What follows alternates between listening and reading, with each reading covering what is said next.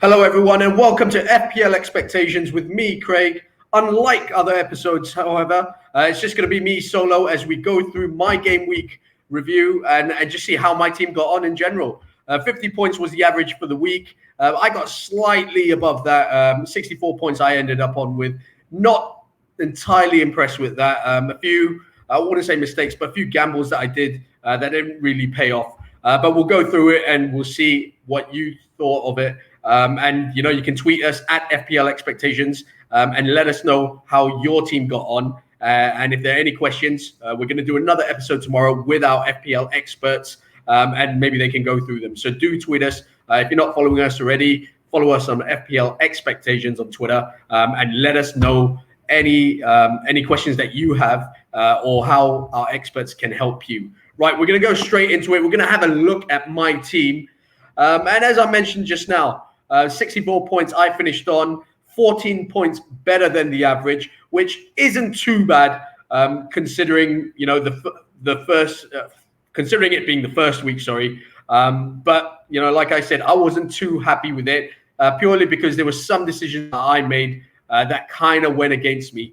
I'm going to go through it first and just put it out there that I did get a little bit lucky. I made a decision late on Saturday to captain Mo Salah against Leeds ahead of Aubameyang against Fulham.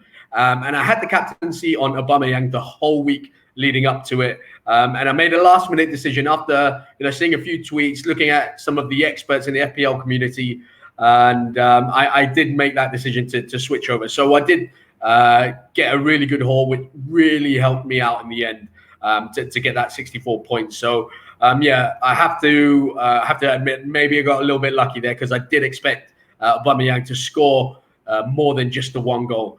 But we're going to go through the whole team, and I tell you where and how I could have done a little bit better. We're going to start in goal, obviously, and I've got Matt Ryan there. Not too concerned. I wasn't expecting him to come up with a clean sheet or anything against Chelsea side, which has invested heavily in the summer, regardless of who they played, whether they played with Havertz, whether they played with Werner or Pulisic or whoever it was. It was going to be a strong Chelsea side that would have faced Brighton. So I wasn't overly worried about this. When I scored, when I watched the match, yes, he conceded the penalty and he made a couple of good saves here and there, Matt Ryan. I thought Brighton did really well, but we'll go into that, a little bit later on when I come to Lamptey.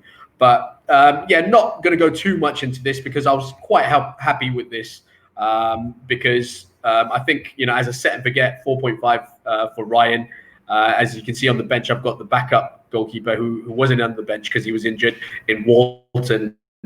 So Matt Ryan and him not keeping a clean sheet too much. And I don't expect that for further on in the season. I've invested my funds. I'm looking at the attacking options that I've invested the money towards to kind of make up for the clean sheets. If I do get a few clean sheets here and there, it's an absolute bonus. But I'm not expecting a lot from Matt Ryan throughout the season. I think that 0.5 million or extra million can go a long way further up the field.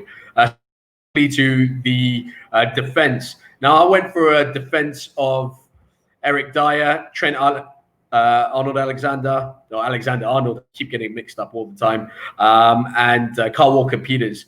Now, the thought behind Dyer, I think Spurs do have a really good run of games coming up.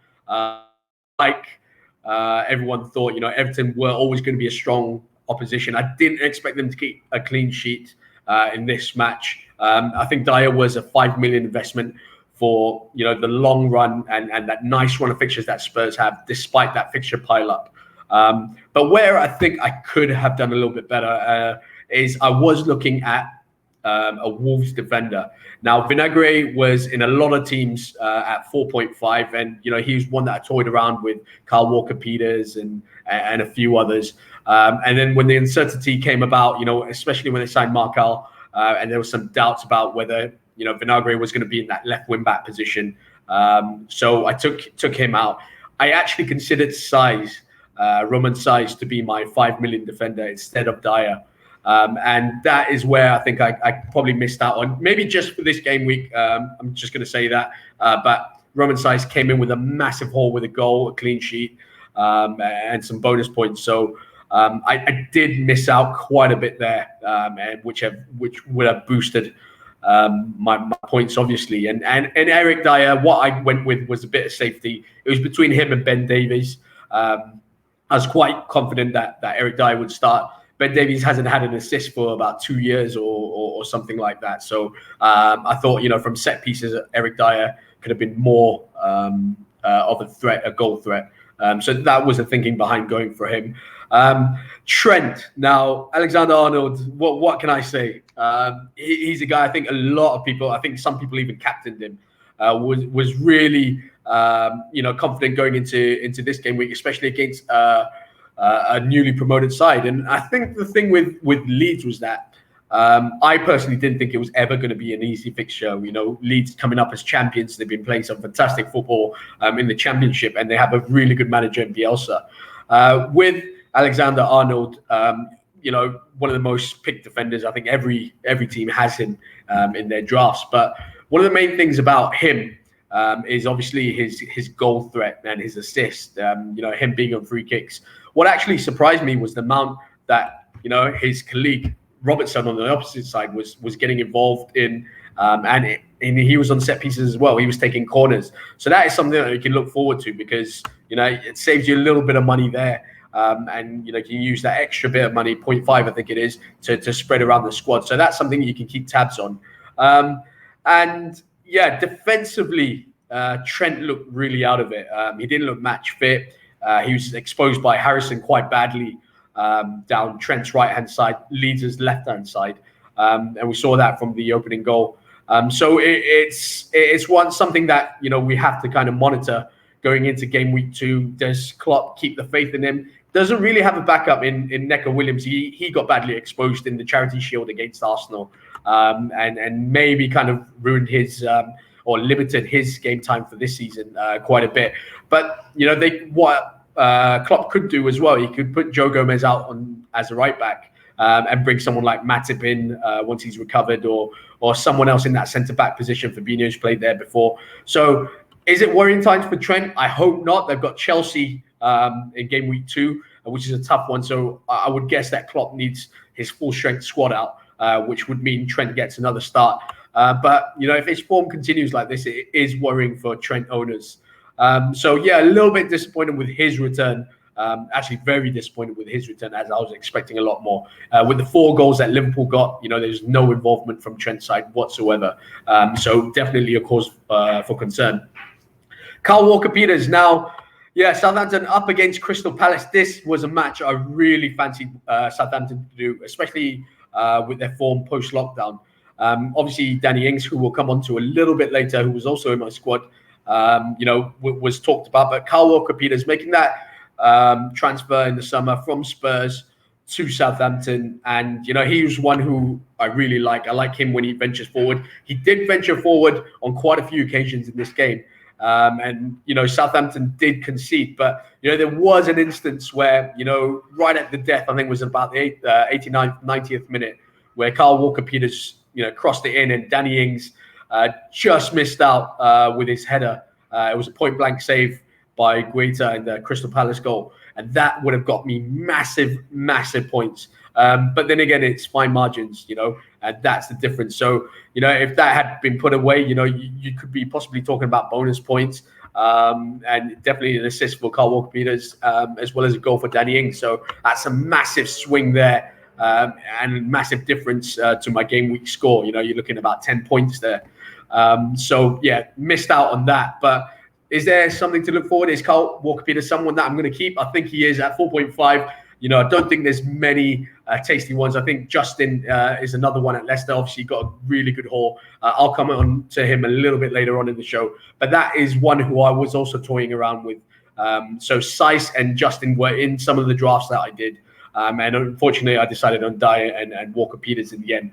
So that kind of backfired. It's all right looking into it at hindsight and saying, yeah, I could have picked this and that. But at the end of the day, you've got to go with your gut instinct. And I think Southampton, especially with their fixtures, look pretty good.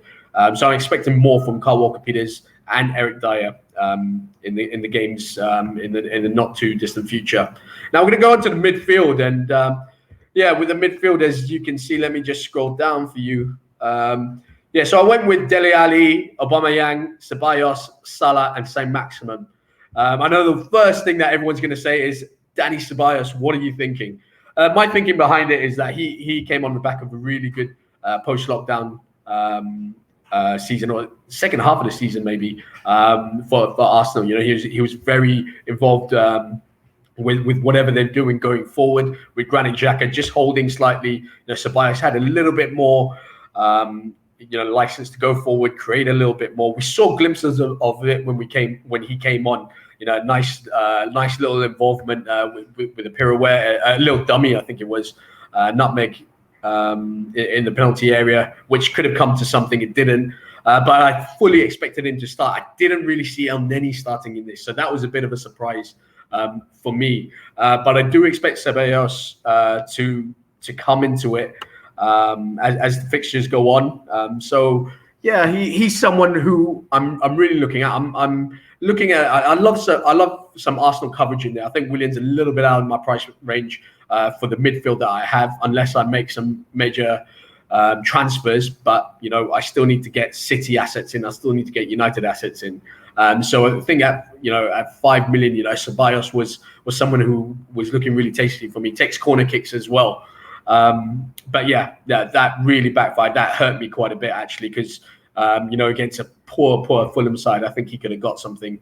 Dele Alli, I was so happy when he started playing in that number 10, getting closer to Kane. It was between him and Son Heung-min for me, and I had Son for large parts of the last couple of weeks. But in the end, with Mourinho, I just wasn't sure how Spurs were going to line up. Were they going to go with 3 centre backs, or were they going to play the formation they ended up playing, which is the 4-2-3-1? So Dele Alli got in the hole, played behind Kane. Probably had the best chance Spurs had throughout the match, actually. Forced a really good save out of Pickford in the first half. But was I a little bit surprised and disappointed that his number came up at halftime? 100%. I did not see that coming. Mourinho put it down to tactical, saying he wanted more press higher up the pitch. So he brought Sissoko on. I think if he looks back on it, at the end of the match, it didn't really change much. I don't think Sissoko brought much to the Spurs team either. I am a little bit worried for Dele Alli going into the next game week. I am, because they do have some options in Bergwijn. Like I mentioned, Sissoko came on. Lamella's there. Lo Celso as well. So I'm a little bit worried about this and Dele Alli. It's something that I have to monitor. And I'll let you know later on, if I'm going to push the panic button to wildcard or if I'm going to make an immediate transfer. But if I was going to make a transfer, I think, Dele Alli would be someone I'm looking at. Although Spurs have a really nice run of fixtures. So I'm kind of like a little bit torn between the two. Aubameyang, I don't think I need to say anything. I think it was pretty obvious that he was going to be in most people's teams at the start, especially the first 2 games for Arsenal, which were really tasty, which is Fulham, who they just beat convincingly, and West Ham coming up game week 2. Aubameyang did what he did, scored a goal. I'm glad I kind of shifted from him. I was on him for the vast majority of this week before switching to Salah, like I said. I expected a little bit more for Aubameyang, but I know a lot of people that did captain him. So I'm quite relieved that I made the right decision there. But I do expect him to score throughout the season. I think he plays in a very exciting Arsenal team. I think they're going to get a lot of goals this season. It's just defensively where I'm still not 100% about them. We move on to Mo Salah, and Mo Salah, 2 penalties, 1 fantastic volley, and there's a hat-trick. What a perfect week to start your game week and your season off, really. I wasn't expecting this. I was expecting maybe a goal. I wasn't expecting a hat-trick, and I'll definitely take that.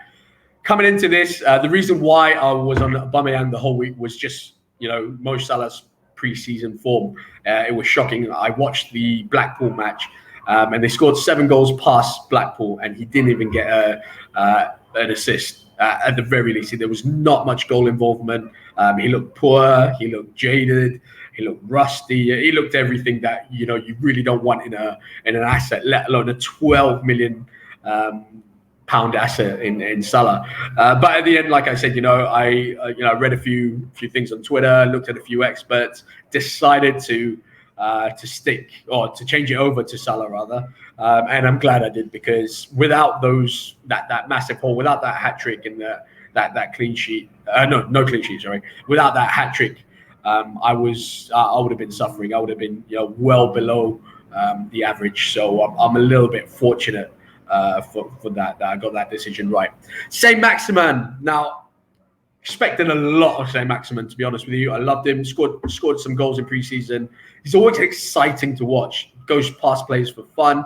Tricky. Very hard to stop. Tormented Fredericks down that West Ham's right hand side, Newcastle's left hand side. Really tormented him. But it's all good doing that, and it's probably fantastic from Steve Bruce's point of view. But as an FPL manager, it was absolutely horrific to watch. You were just begging him to do something, make the right pass, have a shot. Decision making is something that I think he really lacks. And he's at 5.5. Now, the other options, 5.5, I touched on Ceballos just now. I thought he was good value. 5.5 is a little bit more expensive. When you're looking at that 5.5 kind of area, you're looking at Souček, who's in a lot of teams. Was unlucky not to score, actually. Got in the box quite a few. I liked the look of him. But, playing in that West Ham squad, I'm still not so sure how that's going to go. Saint Maximin, I like Newcastle. I think they did really well. They're my surprise team for this season. I think they're going to surprise a lot of people, especially with Callum Wilson there. Ryan Fraser didn't get on, but he's going to start the Carabao Cup in the next couple of days. So I think it's exciting times at Newcastle. But from an FPL point of view, like I said, Saint Maximin needs to be doing a little bit more for me if he's going to stay in my team. So it's someone that I'm monitoring. Like I said, around that area, 5.5. I mean, it's not really in that premium kind of range, but it's in a range where, with the ability he's got, I definitely expect him to be a lot more productive in the final third and, rack up some points for all the owners and me especially. So it's someone that I really have to monitor over the next couple of weeks. So that's my midfield. Overall, very disappointed with that. Only really Salah and Aubameyang coming through for me. Ceballos coming off the bench later on in the second half. Dele Alli only getting 45 minutes, and Saint Maximin not really producing the goods for me. We're going to go up front, and Timo Werner, I saw him in a lot of teams. Danny Ings, I saw that combination, Werner and Ings, in a lot of teams, and it seemed like the smart one to go through. This is where I bowled it a little bit.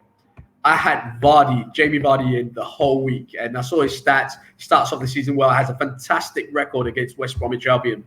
But then, I just got turned, and similarly to Salah, it was a case of following the herd rather than going for differential so early on. And I just thought everyone's got Timo Werner, up against Brighton, and in an exciting Chelsea squad. And I just felt I had to go with him just in case he bangs. If he bangs, then I'm laughing. If he doesn't, it's not so bad because everyone's kind of got with him. He ended up getting an assist. He won a penalty for Chelsea early on. He did look exciting. Now, there's something definitely there. He's quick as lightning. He reminds me of a younger Jamie Vardy, actually, because he runs into the channels. Plays on the last man at times. Sometimes he makes his run for deeps, but he's got absolutely frightening pace, which is going to trouble a lot of defenders, and I think it might suit Chelsea. I thought Brighton were really good in this match, actually. They lost 3-1, but I actually thought they were the better team throughout. Maybe for 75 minutes of that match. And it's only won the goal by Reece James, which kind of changed the complex of the game. But I thought Brighton were really impressive, and people like Trossard and Alzate looked all right. They had a couple of players there. Mopai looked okay. Should have done maybe a little bit better. Dunk had a great chance.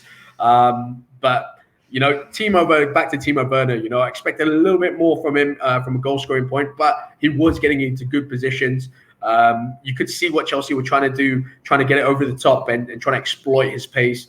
Like I said, I had the chance to go with Jamie Vardy. And that backfired on me massively. It was a massive mistake on my part. I should have gone with my gut instinct on that one. And I kind of, like I said, I kind of followed what everyone did, which was my mistake. But he got an assist, which isn't, the end of the world. But, I would have been right up there if I went through with Jamie Vardy, who was in my team for, since game week 1. Since, FPL came live. Since we would be able to do our drafts, he was the one that was in my team. Danny Ings. Now, it was a little bit hard not to go without Danny Ings, but I considered him with Jimenez. And I went for Danny Ings just because I think the Saints have a good run of fixtures, which I really liked. And I explained it when we're talking about Kyle Walker-Peters. I'm still going to stick with him. I thought he had a poor game. He had a chance late on. I don't think Southampton played well in the final third in general. I think, with the quality that they have, Che Adams, Redmond, Ward-Prowsers, there's a real... there's a lot of service that can be given to the front two of Che Adams and Danny Ings. But for 8.5 million, I expect goals. That's almost as good as premium for me, 8.5. And I expect that, at least, when we talk about Werner, at least an assist. If he was under the eyeball test, I'd say, stay away, go with Jimenez. But I know what Danny Ings can do at this level. I know he gets you goals. It's not so much a risk. The goals will come. They've got a nice run of fixtures for me as we just look through it up here. I like Burnley. I still like him to score against his old club. West Brom I like. Chelsea's a tough one. Everton won't be easy, but it's a nice run of fixtures over the next 10 games or so. So that's the reasoning behind him. It was for the long haul rather than it was just for the game week 1. He's not someone I'm looking to get out of my team immediately, but I am looking to make some transfers after game week 2. And I really want Anthony Martial in my team, so that's something that I'm going to look at maybe next week and see how Ings and Werner get on. If they're still not producing for me, I might just kind of call it there and cut my losses with Werner. And maybe just keep Ings, as a cheaper option. I save $1 million there, and it'll be an easy switch for me to do. All in all, very disappointed with my front line. Like I said, I'm not very happy with my week. I kind of scraped it just because of Salah, and that was a late decision. You can say I got lucky, and I'll probably agree with you. But I'm a little bit gutted about the defensive issues if I was to make something of it with me going with Dyer instead of Seiss, and I didn't go with Justin instead of Walker-Peters. But you live and learn. 64. I'm not going to complain about it. 14 points above the average. And now we're going to go to the next segment where I'm just going to talk about my transfer plan. So I touched on it briefly, what I wanted to do. Now 64 points. I'm still well above the average. I'm comfortable. Not a great game week rank or OR rank. But I'm okay with it. I think there are a lot of people who didn't captain Salah, which have come out a lot worse. Some didn't even own him. But that's fine. So I'm going to stick with this team. I'm going to hold my transfer. And like I said, after game week 2, I'm going to make a couple of transfers, going into game week 3. So I'm looking to save my 2 free transfers and then use them then, and maybe bring in the likes of KDB, and Martial. But I know I definitely need some City and some United assets. One guy I'm definitely monitoring is Phil Foden. I think he comes in at a really tasty price. Now, whatever's happened off the field is something that we need to look at. In game week 2, does he start? Does that affect Guardiola's decision in picking him? We know he's got a fantastic squad to choose from. We know a lot has been talked about Foden and how he's going to replace David Silva, but they still have other options in that midfield area. So it's a big decision, coming into game week 2. Has the kind of dust settled with Phil Foden after his antics in Iceland? Or is Guardiola still going to kind of call him up on it and, not give him playing time, maybe bring him off the bench, maybe for the first few games, and then kind of ease him slowly back into first team action. So that's something I have to monitor. KDB is, I think, almost essential if he continues his form from last season.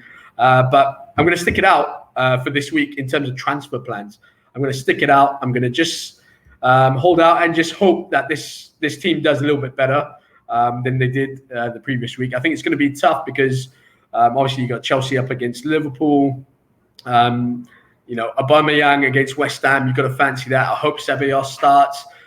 Ings against Burnley. Burnley's first game of the season. Are they going to be a little bit rusty? Maybe I can bank on Ings to get something there. Dele Alli, will he start after being hauled off at halftime? A lot of questions that still need to be answered. But I think I'm going to go with this team, just to save that one free transfer. And then I can start to kind of play around with the team and see how I can bring in City and United assets, depending obviously on how on these players get on. Should I hit the wildcard button? It did cross my mind, but for 64 points, I don't think it's worth it. I think it's not a terrible game week score. I could have done better, but it's not terrible by any stretch of the imagination. Wildcard is definitely something that I'm going to keep because obviously the fixtures are going to turn. Later on, I think game week 16 there's some blanks, so maybe I might look to save it until then. But in saying that, if I feel that my squad needs major surgery, then I will do it in before game week 5. But judging on how I pick my team, I might still be okay with the 2 free transfers, obviously, that come into play at the end of game week 2. That's basically it. I'm not going to hit the wildcard button just yet. Definitely not this game week. Try not to hit it before game week 5, but the aim is to keep it until game week 16, I think it is, when the blanks come in, and then I can move things around. Just bear in mind, I do have 1 million in the bank as well with this current team. So I factored that in when I picked it, just in case I needed to get some other assets in. And just looking at the game week as a whole, who's hot, who's not. And this is very interesting because a lot of people were watching and looking to see who Frank Lampard and Chelsea would have started with. There are a lot of interesting picks there. We know Chilwell was out injured. We know Silva was out injured. Pulisic, no one was too sure if he's going to start or not. Havertz, which position would he play in? We're pretty confident he was going to start, but would he play in the 10? Would he play in the 8? Or would he play out wide on the right, which was where he ended up and was very ineffective. So I think if Chelsea really want to get the best out of him, it will have to be in a central kind of position. Werner was another one, how he'd adjust to the Premier League. I don't think he did terrible. He was up against 3 centre-backs for most of the match. But there were signs that, he could be a success in the Premier League. It might take a while to get going. He did come off at the end of the match. He played the whole match, but at the end of the match, he did have an ice pack around his knee. I don't know how worrying that is. He did finish the match, and apparently that ice pack around the knee was because of the challenge when Matt Ryan tripped him up for the penalty in the first half. That's something we kind of have to monitor. But I think it's more just not precautionary than anything else. So I think Timo Werner will probably stay in my squad for the next few weeks, especially when Chelsea have some nice fixtures after Liverpool. So that stays. So Havertz, who was hot, let's just go back to that. I thought Salah, Jimmy, Vardy, Oba, we know a lot about them. I don't want to talk too much, but they came through with the goods. They produced in really good numbers. We know all about them from last season, so I don't want to talk too much. The ones who we're really looking at, or who ended up surprising us, Jack Harrison from Leeds. I thought he was fantastic throughout. Looks like looks comfortable at this level, up against Trent as well, who is widely regarded as one of the best right backs in the league or even the world. I thought Callum Wilson looked good. Yes. I know he's proven over the years, but he was playing in the Newcastle side, which have previously struggled. But he looked good. He looked tasty. He still managed to find his feet, got his goal. So, that could be something we have to monitor. Jeff Hendricks as well. Jeff Hendrick coming from Burnley, got a goal, got an assist as well. It's a really good return from him if anyone gambled on that. And James Rodriguez. Now, James Rodriguez is someone who I think a lot of FPL managers would have been looking at going into game week 1. One of the things would have been which position he's playing. The other thing, how he'd adapt to the physicality of the Premier League. He ended up playing on the right, cutting onto his left foot, which is good. He had a couple of shots which troubled the goalkeeper. Was it a good debut? I think so. I think there's a lot of positives to take from that. I thought he was very involved with everything that Everton did from attacking point of view. It could have been worse for Spurs. If Richarlison had got his head up or could have finished some of the chances. I do think at 7.5 though that James Rodriguez could be an absolute bargain. So he's definitely on the watch list. DCL and Richarlison. Like I said, with Rodriguez, whenever they attacked, it was those three that were really prominent and very involved in that attack. Richarlison looked frightening at times. Could have really got a decent haul. DCL ended up getting the only goal of the game. What a bullet header it was. I think he's going to get a lot of chances this year with the service that someone like Dina whipping in balls like that, or James Rodriguez whipping in balls, and maybe Richarlison as well. So expect a lot from DCL. Could be a bargain as well. James Justin, Leicester, a right back who played left back, managed to get a good return. 4.5. He could be another tasty option, a cheap way into that Leicester back line if you fancy it. Castagna as well ended up a goal with his debut. Goal, clean sheet. He really can't ask for more from that. And we saw that from quite a few. Saiss got that last night. Castagna over the weekend, and Gabriel from Arsenal as well, who I thought was fantastic. And alongside him, Willian making his debut, 3 assists at 8 million. Really can't ask for more. His price went up earlier this morning. So, FPL managers, if you hadn't already gotten that, probably just missed out on the 0.1. But another one that really impressed me, Markal for Wolves. Weren't sure of where he was going to start. Was he going to start left centre back or was he going to start left wing back? He ended up starting left wing back. Roman Saiss kept his position. He had a decent game, ventured forward when he could. Another guy that really impressed me was Podence, and wasn't too sure if he was going to start because I thought Diogo Jota in the internationals scored for Portugal, got a start there, and I thought that might play on Nuno's mind and say, okay, this guy's in form. But he went with Podence, and he got an assist, really good play down the left-hand side to cross it in for Jimenez. That's another thing that we have to look at. We're looking at Wolves. If you gambled a little bit, Traore, started in the right wing back position. When the subs were made, he did move into a more attacking position. So, it's safe to say that, there's no cover for Matt Doherty at right back, or right wing back rather. So Traore could feature there a lot this season, which is a little bit worrying if you have him in.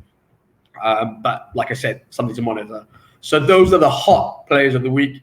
Who was not hot? So Kai Havertz was a massive disappointment for me. I know he was out on the right-hand side. You're cutting into that left foot, but I just thought overall it was a real disappointing performance. I do think you'll see the best of him if he's in the 10 or the 8. But I was just really, really disappointed, and it was someone that I was really looking forward to seeing, because I really think he could set this league on fire if he plays to the potential that we know he has. But look, it's his first game in English football. We'll give him a bit of time there. I think when Ziyech comes back, he obviously takes over that position, and then we'll probably see Havertz in that more central areas where he's most effective. So something to still monitor. I wouldn't totally rule him out now, but I think I'll kind of wait for him to kind of adapt to English football before making a decision whether I'm going to bring him in or not. Mason Mount was disappointing. Played on the left-hand side. Didn't see much from him the whole game. I was a little bit disappointed with Chelsea in an attacking sense. I know they got 3 goals from it, but one was a penalty. Another one was an absolute worldie by Reece James. You're going to look at that, and another one was a deflected effort as well. From an attacking point of view, I think Frank Lampard will come out, and I'm sure he'll acknowledge that they can do a lot better. Antonio was another one that was in a lot of squads. Based on his post-lockdown performances. West Ham, is a team that I am not touching for the near future. I just think there's too much unrest within the squad. They didn't really look like they were in it against Newcastle, and they were playing at home as well. So that was a little bit disappointing. So Antonio, Bowen, I'm staying away from, even though, and even Souček for that matter. Yeah, stay away. Trent Alexander-Arnold, very disappointing, like I said. Really upset. 4 goals for Liverpool. He didn't have any involvement in any of them. Robertson is taking corners from the left-hand side, which is also another, a worrying sign. But in general, Trent just really looked off the pace, got dominated by Harrison, and got hauled off. So Klopp doesn't do that too often, but I think he acknowledged that Trent didn't really have a great game. So that's something that we have to monitor and see if he's going to be fit and playing against Chelsea. And last but not least, the whole Sheffield United defence. Now, if we base it on last season, Sheffield United were fantastic from a defensive point of view. They haven't changed that too much. They've obviously brought in a couple of reinforcements to boost that defence. They lost Dean Henderson, obviously gone back to Man United. They got Aaron Ramsdale in from Bournemouth. But, to concede 2 goals within the first 6 minutes and soft goals as well, one from a set piece, another, which I think defensively they could have done a lot better. You can't let someone like Jimenez be open in the penalty area. They did a lot better in the second half. Whatever Chris Wilder said obviously helped them. But they still looked a little bit vulnerable, especially when they were pushing forward for that goal. So for me, I was a little bit disappointed. I got Ampadu on the bench. I'm not sure where it was a bit of a gamble for me, that one. I'm not sure where he's going to play because he can play centre back, he can play centre back, he can play central midfield. So it's one of those where we really need to look at. It was a gamble by me to bring him in. I thought he was a sure starter, to be honest. But if Sheffield United continue defending like that, I don't think it's going to be too long until he comes into the squad. So that's all for me. Here at FPL Expectations, that was my game week 1 review. Just to recap, I am not going to be making any transfers this week. I'm going to keep that transfer.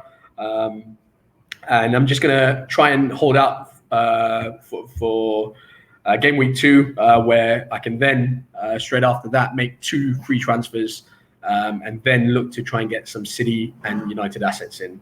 Thank you for watching here at FPL Expectations. If you like this, please give it a like. If you're not subscribed to us just yet, do subscribe down below. And if you're not following us on Twitter, follow us on FPL Expectations. Thank you so much for watching. Till tomorrow. See you then.